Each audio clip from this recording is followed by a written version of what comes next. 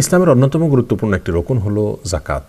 আল্লাহ সুবহানাহু ওয়া তাআলা সম্পদশালীদের সম্পদের জাকাত দেওয়া আবশ্যক করেছেন, ফরজ করেছেন, অপরিহার্য করেছেন। জাকাত সম্পর্কে আমাদের অনেক প্রশ্ন এবং জিজ্ঞাসা রয়েছে, সেরকম 50টি প্রশ্নের আজ আমরা উত্তর দেওয়ার চেষ্টা করব ইনশাআল্লাহ বিইذনিল্লাহ। আশা করি প্রশ্নোত্তরের মাধ্যমে জাকাত সম্পর্কে আমাদের মৌলিক ধারণা হয়ে যাবে, সেই সাথে জাকাতের অনেক খুঁটিনাটি বিষয় সম্পর্কেও আমরা জানতে পারব। তাহলে শুরু করা যাক সেই প্রশ্নোত্তর পর্ব। সর্বপ্রথম যে প্রশ্ন দিতে চাই তা হলো, জাকাত কাদের উপরে অপরিহার্য হয়, আবশ্যক হয়, ফরজ হয়, অর্থাৎ কাদের জন্য জাকাত দেওয়া ফরজ? এর উত্তর হলো, মুসলিমদের উপরে জাকাত দেওয়া ফরজ যদি কোনো মুসলিম সুস্থ মস্তিষ্ক সম্পন্ন হন, সেই সাথে জাকাত দেওয়ার মতো সম্পদ অর্থাৎ জাকাত দেওয়ার মতো নেশা পরিমাণ সম্পদের মালিক হন এবং সেটা তার কাছে 1 বছর অবস্থান করে, তাহলে সেক্ষেত্রে তার জন্য জাকাত দেওয়া জরুরি হয়ে যায়। অমুসলিমদের বা অসুস্থ মস্তিষ্ক সম্পন্ন বা অভয় মানুষের জন্য জাকাত দেওয়া জরুরি নয়। 2 নম্বর প্রশ্ন হলো, জাকাত কাদেরকে দেওয়া যায়? জাকাতের টাকা যাদেরকে দেওয়া যায় তাদের সম্পর্কে আল্লাহ সুবহানাহু ওয়া তাআলা কোরআন কারীমের সূরা তওবা 60 নম্বর আয়াতে আলোকপাত করেছেন। 8 শ্রেণীর মানুষ বা 8টি খাত রয়েছে, এগুলোতে জাকাত দেওয়া যায়। তার ভিতরে প্রথমটি হলো নিঃস্ব, যে ব্যক্তির কিছুই নেই, অর্থাৎ তিনি তার জীবন পরিচালনা করার জন্য একেবারে মৌলিক চাহিদা মেটানোর জন্য অন্যের ব্যবস্থাই তার কাছে নাই, অর্থাৎ একবেলা খাবারের ব্যবস্থাও নেই, এরকম কোনো নিঃস্ব মানুষ যদি থাকে তাকে জাকাতের টাকা দেওয়া যায়। দ্বিতীয় হলেন অভাবী মানুষ, অর্থাৎ যে ব্যক্তি নিঃস্ব নন কিন্তু তার কাছে যা আছে তা দিয়ে তার চলে না, মৌলিক চাহিদা তিনি পূরণ করতে পারেন না এবং অভাব রয়েছে, তার অনটন রয়েছে, এই ব্যক্তিকে জাকাত টাকা দেওয়া যায়। 3 নম্বর হলো, জাকাত যারা কালেকশন করেন তাদেরকে বেতন ভাতা হিসেবে জাকাতের টাকা দেওয়া যায়। ইসলামী রাষ্ট্র ব্যবস্থায় যারা জাকাত কালেকশন করেন তাদেরকে বেতন ভাতা হিসাবে জাকাতের টাকা থেকে দেওয়া যাবে। 4 নম্বর, জাকাতের খাত হলো মুআল্লাফাত কুলুবুহুম, অর্থাৎ কোনো অমুসলিম যদি তার দ্বারা কোনো মুসলিমরা ক্ষয়ক্ষতির আশঙ্কা করেন বা ক্ষয়ক্ষতির শিকার হন, তাহলে জাকাতের টাকা তাকে দিলে যদি তার ক্ষয়ক্ষতি থেকে বাঁচা যায় তাহলে সেক্ষেত্রে জাকাতের টাকা দেওয়া যাবে। ইসলামের দিকে তাকে আকৃষ্ট করার জন্য জাকাতের টাকা দেওয়া যাবে। 5 নম্বর হলো, কৃতদাস দাসীদেরকে মুক্ত করার জন্য জাকাতের টাকা দেওয়া যায়। 6 নম্বর, ঋণগ্রস্ত ব্যক্তি ঋণ মুক্ত করার জন্য জাকাতের টাকা দেওয়া যায়। 7 নম্বর, কোনো মানুষ তার বাসা বাড়িতে টাকা পয়সা রয়েছে কিন্তু সফরে তিনি বিপদে পড়ে গেছেন, টাকা পয়সা নাই, এই ব্যক্তিকে এই অবস্থায় জাকাতের টাকা দেওয়া যায়। এবং 8 নম্বর হলো, এমন ব্যক্তি যিনি আল্লাহ রাস্তায় লড়াই করছেন, অর্থাৎ মুজাহিদ, তাদেরকে রসদ হিসাবে জাকাতের টাকা দেওয়া যায়। যদিও ফি সাবিলিল্লাহ বা আল্লাহ রাস্তায় যারা রয়েছেন এর ব্যাখ্যায় অনেকে মুজাহিদদেরকে যারা জেহাদরত রয়েছেন তাদেরকে ছাড়াও অন্য কিছু শ্রেণীকে সেখানে অন্তর্ভুক্ত করেছেন, এটা নিয়ে উলামা কেরামের মতো পার্থক্য রয়েছে। তাহলে 8টি খাত আমরা পেয়ে গেলাম, এই খাতের যে কোনো একটিতে অথবা একাধিকটাতে জাকাতের টাকা বণ্টন করে দেওয়া যায়। তৃতীয় প্রশ্ন হলো, কোন কোন সম্পদের জাকাত দিতে হবে? এর উত্তর হলো, 6 ধরনের সম্পদের জাকাত দিতে হবে। 1 স্বর্ণ, 2 রূপা, 3 নগদ টাকা পয়সা, 4 ব্যবসার মালামাল, 5 গবাদি পশু, 6 ফসল। এই 6টি সম্পদের জাকাত দিতে হয়, এছাড়া অন্য সম্পদের জাকাত দিতে হয় না। 4 নম্বর প্রশ্ন হলো, কি পরিমাণ সম্পদ হলে এবং কত সময় সেটা স্টে করলে জাকাত দিতে হবে? এর উত্তর হলো, স্বর্ণ যদি থাকে, শুধু স্বর্ণ যদি থাকে তাহলে 7.5 ভরি অথবা 85 গ্রাম, কেউ 92 গ্রাম বলেছেন, তো আমরা সর্বনিম্নটা ধরি 7.5 ভরি বা 85 গ্রাম। এই পরিমাণ স্বর্ণ অথবা এর বেশি যদি থাকে তাহলে সবটুকুর যে বিক্রয় মূল্য হবে সেই বিক্রয় মূল্য থেকে 2.5% বের করে এটার জাকাত দিতে হবে। আর যদি শুধু রূপা থাকে তাহলে সেক্ষেত্রে 52.5 তোলা রূপা অথবা 595 গ্রাম, 52.5 তোলা বা 595 গ্রাম, এই পরিমাণ রূপার যদি কেউ মালিক হন অথবা এর বেশি থাকে তাহলে সবটুকুর বিক্রয় মূল্য ধরে এটা থেকে 2.5% হারে জাকাত দিতে হবে। নগদ টাকা এবং ব্যবসার মাল, এটা যদি রূপাকে টাচ করে যায়, স্বর্ণ পর্যন্ত যেতে হবে না, তাহলে এটার জাকাত দিতে হবে। সেক্ষেত্রে যদি আপনার আমার কাছে নগদ টাকা অথবা এমন কোনো ব্যবসার মাল থাকে যেটার বিক্রয় মূল্য বা এটার ভ্যালু 52.5 তোলা রূপা অথবা 595 গ্রাম রূপার সমপরিমাণ হয়, তাহলে সেক্ষেত্রে অথবা এর বেশি হয় তাহলে পুরাটুকুর জাকাত দিতে হবে 2.5% হারে। গবাদি পশু এবং ফসলের জাকাত নিয়ে পৃথকভাবে আমরা কথা বলবো ইনশাআল্লাহ। তাহলে 4 নম্বর প্রশ্নের উত্তরে আমরা জানলাম যে কোন কোন সম্পদের কি পরিমাণ হলে জাকাত দিতে হয়, আর এই জাকাত দিতে হয় যখন আমরা এগুলোর মালিক হই, এগুলো আমাদের কাছে 1 বছর স্টে করলে তখন জাকাত দিতে হয়। ফসল ছাড়া বাকিগুলোর আমাদের কাছে মালিক হওয়ার পরে, আমাদের হাতে আসার পরে, সেটা 1 বছর আমাদের কাছে থাকার পরে বছর পূর্ণ হলে তারপরে সেটা জাকাত দিতে হয়। এরপর আবার পরবর্তী বছর পূর্ণ হলে 1 বছর অন্তর অন্তর জাকাত দিতে হয়। 5 নম্বর প্রশ্ন হলো, বছরের মাঝে যেসব টাকা আয় হয়েছে সেগুলোর হিসাব আমরা কিভাবে করব?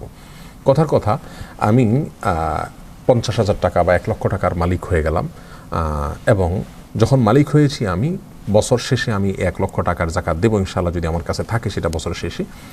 মাঝে আমার কাছে যদি কিছু টাকা আবার যুক্ত হয় নতুন করে, তাহলে সেই যুক্ত হওয়া টাকাগুলোও কি 1 বছর পূর্ণ হতে হবে?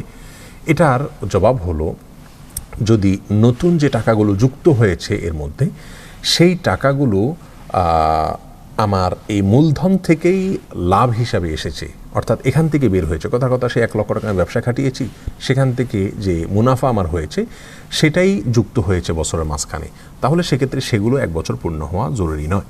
বছরের শুরুতে আমার কাছে 1 লক্ষ টাকা আছে, এরপরে বিভিন্ন সময় আমার এই 1 লক্ষ টাকার লাভ বা মুনাফা হতে হতে সেটা বছর শেষে গিয়ে 1.5 লক্ষ টাকা দাঁড়ালো, তাহলে বাকি 50,000 যেটা সেটা তো বছর পূর্ণ হয়নি, সেটা কোনোটা 2 মাস পরে কোনোটা 3 মাস পরে আসছে, এভাবে হতে হতে 50,000 টাকা যোগ হয়েছে। তাহলে বছর শেষে আমার যা আছে পুরোটা জাকাত দেব, পুরোটার বছর পূর্ণ হওয়া জরুরি নয়, অর্থাৎ যে মুনাফাটা এখান থেকে হয়েছে সেটা বছর পূর্ণ না হলেও চলবে।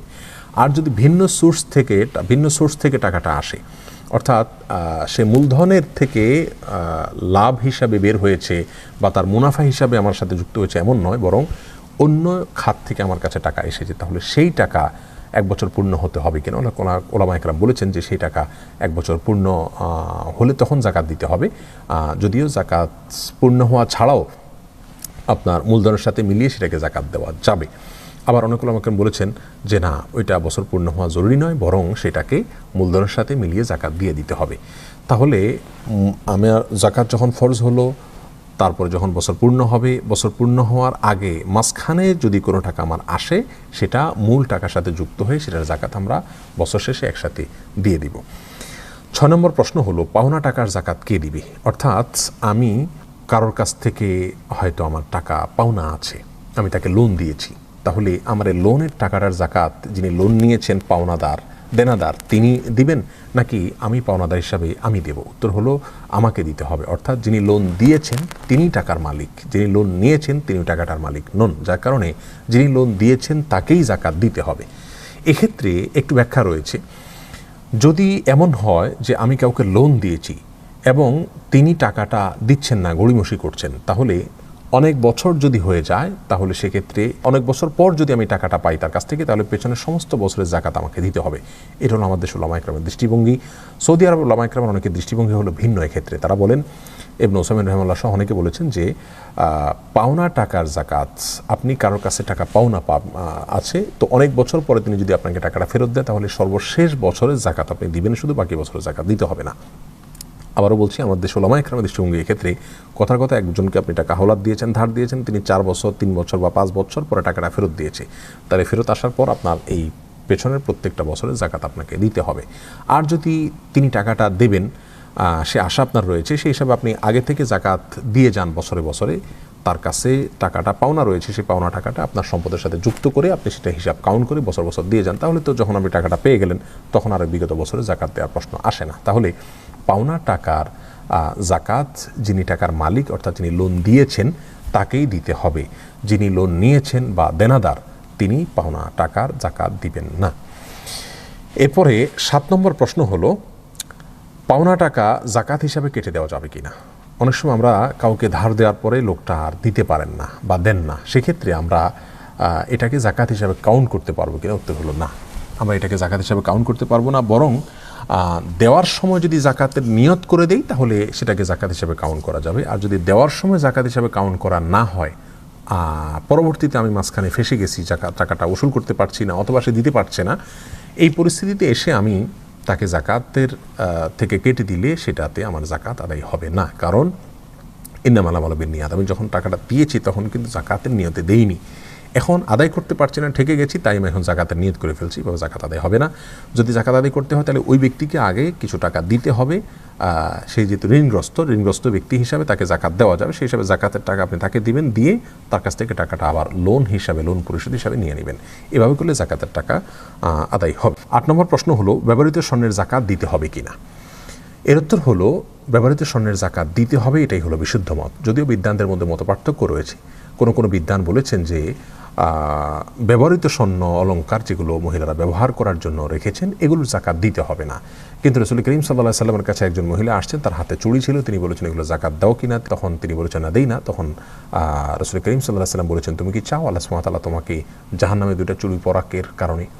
এই হাদিস থেকে বোঝা যায় যে অলংকারেরও জাকাত দিতে হয়। এছাড়া সাধারণভাবে কোরআনে কারিমে স্বর্ণ এবং রূপার ক্ষেত্রে আল্লাহ সুবহানাহু ওয়া তাআলা বলেছেন, আল্লাযীনা ইয়াকনুজুনা আয-যাহাবা ওয়াল ফিদ্দাতা ওয়া লা ইউনফিকুনহা ফি সাবিলিল্লাহ ইলা আখির আয়া। এই আয়াতে জাকাত এবং স্বর্ণ এবং রূপা এগুলো যদি কেউ সঞ্চয় করে এবং জাকাত না দেয় তার জন্য শাস্তির কথা বলা হয়েছে। এখানে সাধারণ স্বর্ণের কথা বলা হয়েছে, অলংকার, গায়ের অলংকার সব কিছুর জন্য। যার কারণে বিশুদ্ধ মত হলো ব্যবহৃত স্বর্ণেরও জাকাত দিতে হবে যদি সেটা নেশাব পরিমাণ হয় এবং বছর পূর্ণ হয়। 9 নম্বর প্রশ্ন হলো ভাই বোনকে জাকাত দেওয়া যাবে কিনা? উত্তর হলো হ্যাঁ, ভাই বোনকে জাকাত দেওয়া যাবে যদি তারা অভাবী হন, তারা যদি ফকির অথবা মিসকিন এই দুই ক্যাটাগরির কোনো একটাতে অথবা ঋণগ্রস্ত কোনো একটা ক্যাটাগরি 8টা খাতের কোনো একটা খাতের মধ্যে তারা যদি পড়ে যান তাহলে তাদেরকে জাকাত দেওয়া যাবে। কারণ ভাই বোন বা রক্ত সম্পর্কীয় আত্মীয় তাদেরকে জাকাত দিলে বরং ডাবল সওয়াব হয়, আত্মীয়তার সম্পর্ক রক্ষা করা এবং অভাব মোচন এবং জাকাত আদায় করা, দুইটা সওয়াব আপনি পাবেন। অতএব ভাই বোনকে আপনি জাকাত দিতে পারবেন। 10 নম্বর প্রশ্ন হলো স্ত্রীর গহনার জাকাত কে দিবেন? এর উত্তর হলো স্ত্রীর গহনার জাকাত স্ত্রীকে দিতে হবে। ইসলামের দৃষ্টিতে নারীদের সম্পদের অধিকার নারীদের, সেখানে পুরুষদের কোনো অধিকার নাই, দায়ও নাই। তো স্ত্রীর সম্পদের মালিক তিনি, অধিকার সম্পন্ন তার, অতএব দায়ও তার, তিনি তার স্বর্ণের জাকাত দিবেন। অনেক সময় আমাদের অনেক মা বোনরা প্রশ্ন করেন যে আমাদের তো অনেক স্বর্ণ আছে, নগদ টাকা নেই, জাকাত দেবো কীভাবে? তো স্বর্ণ বিক্রি করে দিবেন। কথার কথা, আপনার যদি এই স্বর্ণগুলোর কোনো সার্ভিস আপনার করা লাগে তো আপনি সার্ভিসটা কীভাবে করবেন? বছরে যদি একটা সময় যদি আপনার এটাকে সার্ভিস করা লাগতো কথার কথা, তাহলে আপনি কীভাবে করতেন?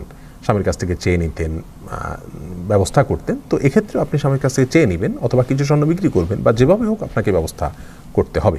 ইসলাম মেয়েদের হাতে কোনো টাকা থাকবে না সেটা চায় না, এই জন্যই তো মোহরের ব্যবস্থা রেখেছে এবং আরও নানা উপায়ে মেয়েদের কাছেও টাকা থাকবে, তারা তাদের টাকা থেকে জাকাত দিবেন। হ্যাঁ, কোনো মেয়ের যদি শুধু স্বর্ণ থাকে, কোনো টাকা না থাকে, তিনি চাইলে তার স্বামী, বাবা, ভাই কারোর কাছ থেকে সহায়তা নিয়ে তার জাকাতের টাকা তাদের কাছ থেকে আদায় করে নিয়ে জাকাত দিতে পারবেন, অথবা স্বর্ণ বিক্রি করে হলেও তাকে জাকাত দিতে হবে। যেভাবে হোক স্বর্ণ তার যদি স্বর্ণ অথবা অলংকার জাকাত দেওয়ার মতো নেশা পরিমাণ হয় তাহলে তাকে জাকাত দিতেই হবে, আর জাকাতটা তার জন্য দেওয়া কর্তব্য। হ্যাঁ, তার পক্ষ থেকে তার স্বামী, বাবা বা অন্য কেউ আদায় করে দিলে আদায় হয়ে যাবে, তবে শর্ত হলো তাকে বলে দিতে হবে যে তোমার স্বর্ণের জাকাত বা তোমার সম্পদের জাকাত আমি দিয়ে দিলাম। এটুকু তারা অবহিত করে দিলে জাকাত আদায় হয়ে যাবে ইনশাআল্লাহ বিইজনিল্লাহ। 11 নম্বর প্রশ্ন হলো বাসার মেয়েদের স্বর্ণ একত্র করলে নেশাব পূর্ণ হয়, একত্র না করলে হয় না, এক্ষেত্রে করণীয় কি? খুব গুরুত্বপূর্ণ একটা প্রশ্ন। মায়ের কথা 3 ভরি আছে, মেয়ের একজনের 4 ভরি আছে, আরেক মেয়ের 2 ভরি আছে, পৃথকভাবে কারোরই 7.5 ভরি নাই, অর্থাৎ নেশাব পরিমাণ নাই, কিন্তু সবগুলো একত্র করলে নেশাব ক্রস করে যায়। তাহলে কি একত্র করে জাকাত দিতে হবে? উত্তর হলো না, কারণ ইসলাম প্রত্যেকটা মানুষের হিসাব আলাদা আলাদা করে রাখার জন্য বলে। যার কারণে মায়ের স্বর্ণ, মেয়ের স্বর্ণ, আরেক মেয়ের স্বর্ণ অথবা পুত্রবধূর স্বর্ণ, এগুলো প্রত্যেকটা যার যার, প্রত্যেকটা মানুষের অ্যাকাউন্ট, তার হিসাব নিকাশ সম্পূর্ণ তার। অতএব তার যদি স্বর্ণ নেশাব পরিমাণ না হয় তিনি জাকাত দিতে হবে না, আরেকজনেরটা যদি হয় তিনি দিবেন, আর যদি কারোরটাই পৃথকভাবে নেশাব পরিমাণ না হয় তাহলে কাউকেই জাকাত দিতে হবে না। 12 নম্বর প্রশ্ন হলো ঋণগ্রস্ত ব্যক্তির জাকাতের বিধান কি? এর উত্তর হলো যে ব্যক্তি ঋণগ্রস্ত সেই ব্যক্তির জাকাত দেওয়ার ক্ষেত্রে দেখতে হবে তার টাকা পয়সা, ওই যে জাকাতযোগ্য যে 6টা অ্যাসেট আছে এগুলো কি পরিমাণ আছে সেটা একসাথ করতে হবে। এরপরে তার লোন বা ঋণ কি পরিমাণ আছে সেটাকে একসাথ করতে হবে।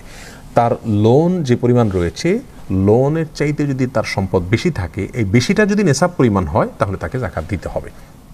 এটা হলো সাধারণ লোনের ক্ষেত্রে। কোনো মানুষ খেয়ে পরে বাঁচার জন্য, মৌলিক প্রয়োজন মেটানোর জন্য যদি লোন করেন তাহলে তার জন্য একথা প্রযোজ্য। শিল্প লোন বা শিল্প ঋণ সহ যে সমস্ত ব্যবসায়িক ঋণ রয়েছে অথবা উন্নয়নমূলক ঋণ রয়েছে, বাড়ি করার জন্য আপনি লোন করেছেন, তাহলে সেই লোনের সাথে আপনার জাকাতের কোনো সম্পর্ক নেই, অর্থাৎ সেই লোনের টাকা আপনার অ্যাসেট থেকে বাদ দিয়ে জাকাত দিবেন না, বরং ওই লোনের জায়গায় থাকবে, আপনার পুরো সম্পদ যা রয়েছে সেটার জাকাত আপনাকে দিতে হবে। যদি সেটা জাকাত দেওয়ার মতো সম্পদ হয়, নেশাব পরিমাণ হয়, বছর পূর্ণ হয়, তাহলে জাকাত দিয়ে যেতে হবে, লোনটা কাটা যাবে না, শিল্প লোন অথবা বাণিজ্যিক লোন অথবা উন্নয়নমূলক লোন হলে।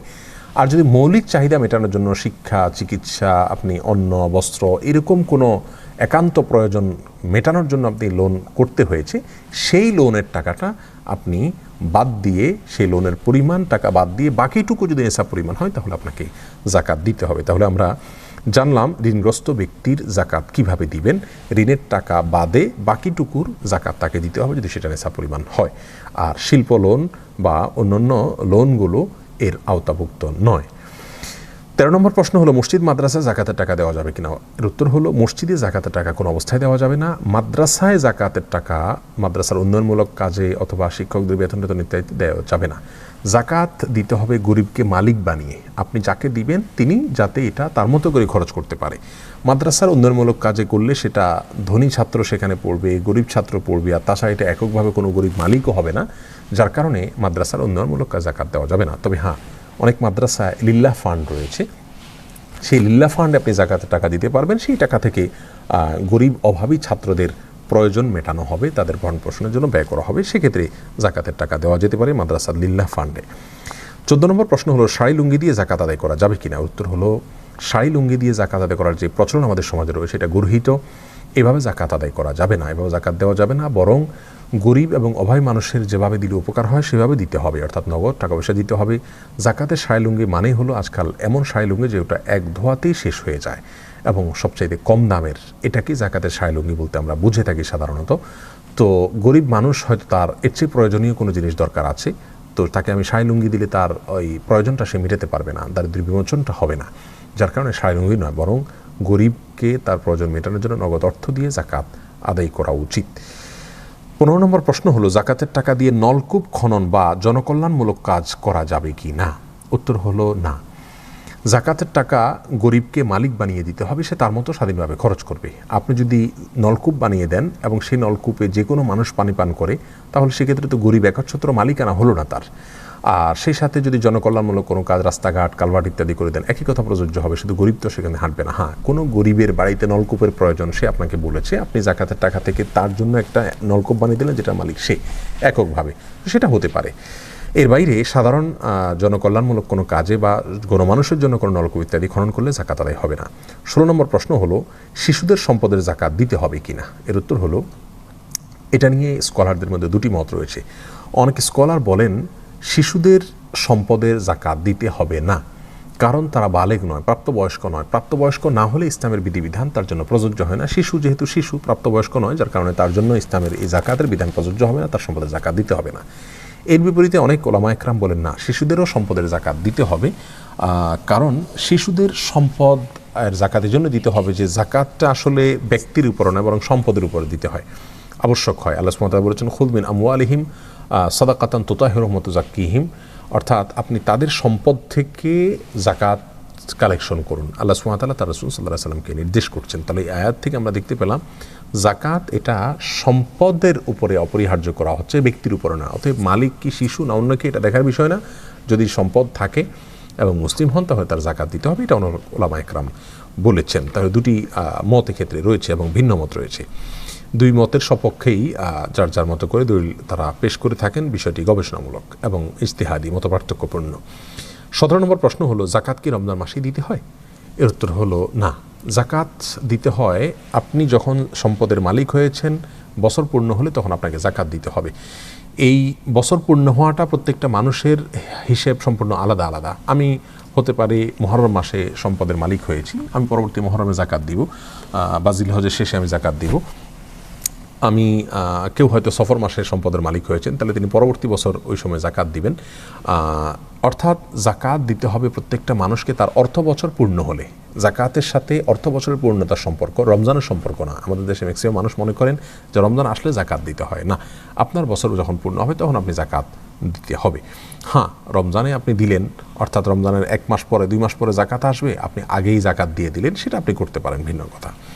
কিন্তু বিলম্ব করা উচিত নয়, অর্থাৎ রমজানের 2 মাস আগে আপনার জাকাত আবশ্যক হয়ে গেছে, আপনি অপেক্ষা করছেন রমজান আসলে তখন দিবেন, এই যে 2 মাস বিলম্ব করলেন এটা অনুচিত। বরং যখন ফরজ হয়ে গেছে তখনই আপনি জাকাত আদায় করবেন, রমজানের সাধারণ দান করবেন। 18 নম্বর প্রশ্ন হলো জাকাত অগ্রিম দেওয়া যায় কিনা। এর উত্তর হলো হ্যাঁ, জাকাত অগ্রিম দেওয়া যায়। কথার কথা, আগামী 2 মাস পরে আমার জাকাতের দেওয়ার জন্য বছর পূর্ণ হবে, কিন্তু আমি 2 মাস আগেই হয়তো অভাবী লোক পেয়েছি, এখন দেওয়া দরকার, তাহলে আমি জাকাত দিয়ে দিবে, সেটা হিসাব রাখবো। 2 মাস পর আমার যখন বছর পূর্ণ হবে, যখন আমি জাকাতের হিসাব করব, আগে যেটা জাকাত দিয়েছি আমি অ্যাডজাস্ট করতে পারবো। কথার কথা, আমি 10,000 টাকা আগে দিয়ে রেখেছি, এখন 2 মাস পরে দেখা গেলো যে আমার 12,000 টাকা জাকাত আসছে, তাহলে বাকি 2,000 আর দিয়ে দিলে হয়ে যাবে। অথবা 2,000 হয়তো আমার কম আছে, তাহলে সেক্ষেত্রে সেটাকে আমরা 8,000 টাকা আমার জাকাত আসলো, আমি 10,000 দিয়ে দিয়েছি, তাহলে আমার 2,000 অগ্রিম দেওয়া থাকলো জাকাত। তো জাকাত অগ্রিম দেওয়া যায়, পরবর্তীতে অ্যাডজাস্ট করা যায়। এরপরে 19 নম্বর প্রশ্ন হলো জাকাতের টাকা ধীরে ধীরে যাওয়া যাবে কিনা। অনেকে আছেন যে আমার বছর পূর্ণ হয়ে গেছে, জাকাতের টাকাটাকে আমি আলাদা করে রাখলাম, কিন্তু এটাকে আমি আগামী 1 বছর ধরে 6 মাস ধরে কখনো 2000 5000 করে করে আমি অভয় মানুষ পেয়ে পেয়ে তারপরে দিচ্ছি, এটা করা যাবে কিনা। এর উত্তর হলো না, এরকম করা উচিত নয়। কারণ জাকাতটা আপনার বছর পূর্ণ হলে দেওয়া আপনার জন্য জরুরি, এটা আপনাকে দিয়েই ফেলতে হবে। আপনি যদি আপনার কাছে এটা রেখে দেন তাহলে কিন্তু জাকাত আদায় হবে না। এমনকি আপনি পৃথক করে রেখে দিয়েছেন আপনারই বাসার কোনো এক জায়গায়, তাহলেও জাকাত আদায় হবে না। এটা গরিবের হাতে পৌঁছার আগ পর্যন্ত আপনার জাকাত আদায় হবে না। যার কারণে জাকাত বছর পূর্ণ হওয়ার পরে আপনি জাকাতের টাকা রেখে দিলেন, সারা বছর ধরে একটু একটু করে দিলেন, এটা করা উচিত নয়। আপনি যেটা করতে পারেন সেটা হলো অগ্রিম, অর্থাৎ জাকাত আপনার আরও 6 মাস 7 মাস 8 মাস বা 1 বছর পরে পূর্ণ হবে, তখন জাকাত দিবেন। আপনি আগে থেকে দিতে থাকলেন এবং হিসাব রাখলেন, দেওয়ার সময় জাকাতের নিয়ত করে দিলেন আর হিসাব রাখলেন। বছর শেষে যখন জাকাতের হিসাব করলেন তখন এবার অ্যাডজাস্ট করলেন যে কত টাকা দিলেন, বেশি দিলেন না কম দিলেন, এটা করতে পারেন। কিন্তু বিলম্ব করে আপনি জাকাত দিতে পারবেন না, সেটা গুনাহ হবে আপনার জন্য। 20 নম্বর প্রশ্ন হলো কয়েক বছরের জাকাত দেওয়া হয়নি, এখন কি করব। এর উত্তর হলো তওবা করবেন, আল্লাহর কাছে মাপ চাইবেন এবং পেছনের প্রত্যেক বছরে জাকাত দিতে হবে। ফর এক্সাম্পল 4 বছর 5 বছর ধরে আমি সম্পদের মালিক, কিন্তু আমি জাকাত দিচ্ছি না, এখন বুঝ হয়েছে, তাহলে 4-5 বছরের জাকাত যা এসেছিল সেটা কাউন্ট করে বা অনুমান করে বের করে সেটাকে আমাকে দিয়ে দিতে হবে এখন একসাথে।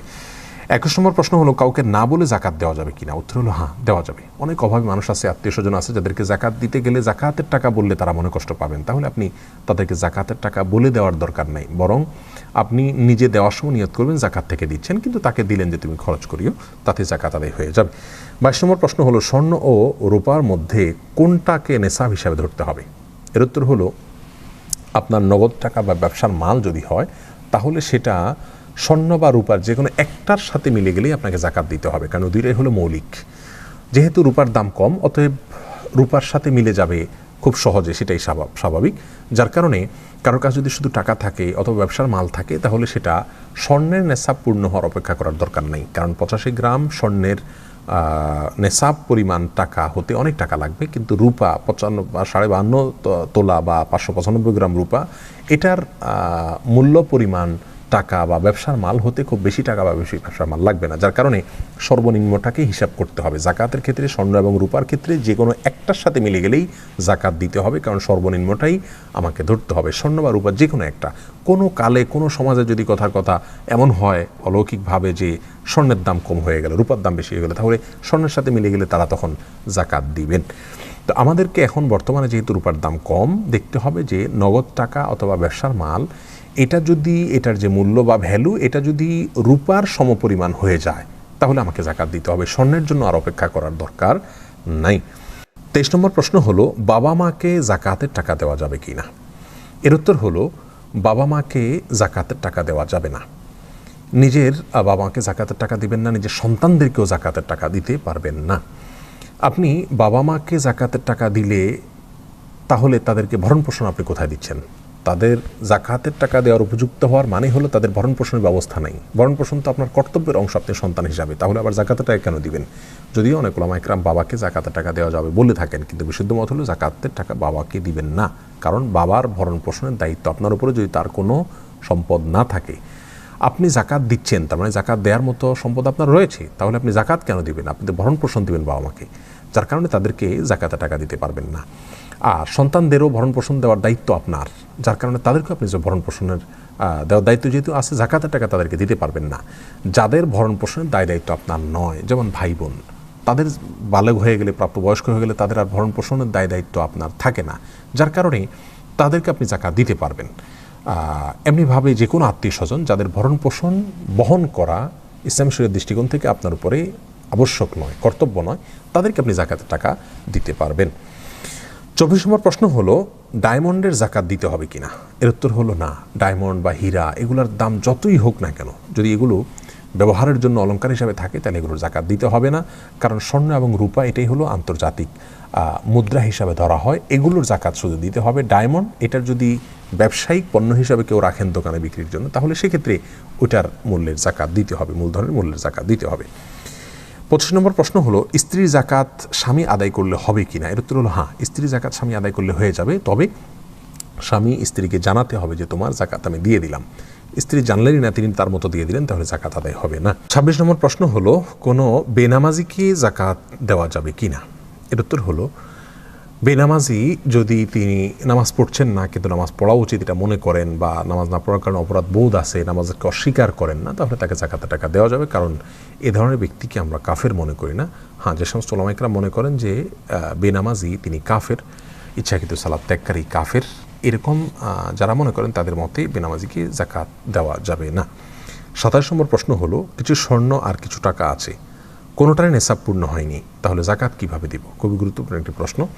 কথার কথা, আপনার কাছে 3 ভরি স্বর্ণ আছে আর নগদ 20,000 টাকা আছে, তাহলে 20,000 টাকা এটাও 52.5 তোলা রূপা কেনার মতো টাকা নয়, তাহলে টাকার পৃথকভাবে জাকাত হয় না। আবার 3.5 ভরি অথবা 3 ভরি স্বর্ণ রয়েছে, এটা স্বর্ণের নেশাব পূর্ণ হয় না, যার কারণে পৃথকভাবে সেটারও জাকাত আসে না। তাহলে টাকা এবং স্বর্ণ আলাদা আলাদা ধরলে কোনোটারই জাকাত আসে না। সেক্ষেত্রে আমরা দুইটাকে মিলিয়ে জাকাত দিতে হবে কিনা? উত্তর হলো হ্যাঁ। যেহেতু টাকা আছে এবং সাথে স্বর্ণ আছে, সেক্ষেত্রে সমস্ত ওলামায়ে কেরাম একমত ব্যাপারে যে